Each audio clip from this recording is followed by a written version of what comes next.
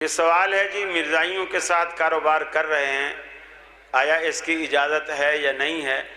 مرزائیوں کے ساتھ آپ ایسا کاروبار نہیں کر سکتے جس سے مسلمانوں کو کوئی نقصان پہنچے یا مرزائیوں کو ایسا فائدہ پہنچے جو وہ مسلمانوں کے خلاف استعمال کریں، تو آپ نہیں کر سکتے۔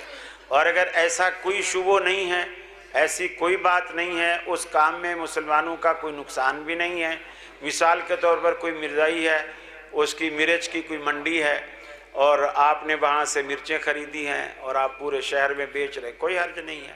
یہ ایسا کام نہیں ہے جس سے مسلمانوں کا کوئی نقصان ہو رہا ہو۔ مرزائی کی جگہ عیسائی ہوتا ہم تو بھی خریدتے، یہودی ہوتا ہم تو بھی خریدتے، اس میں کوئی حرج نہیں۔ بس یہ دیکھنا چاہیے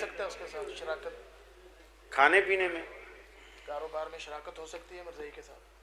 مرزائی دیکھیے، اصل میں آج کل جو سب سے بڑا ایشو بنا ہوا ہے، مرزائی مسلمانوں کے خلاف قدم بہ قدم چل رہے ہیں، مسلمانوں کے خلاف۔ ہم جب اس سے شراکت بھی کریں یا ویسے بزنس کریں اور وہ اس سے جو منافع اٹھائے اور منافع اٹھانے کے بعد وہ اگر ہمارے خلاف اس کو استعمال کرے تو پھر اس گناہ میں ہم بھی شریک ہیں، اور اگر ایسی چیز نہیں ہے تو پھر نہیں ہے، اور آج کل تقریباً شریک ہی ہوتے ہیں۔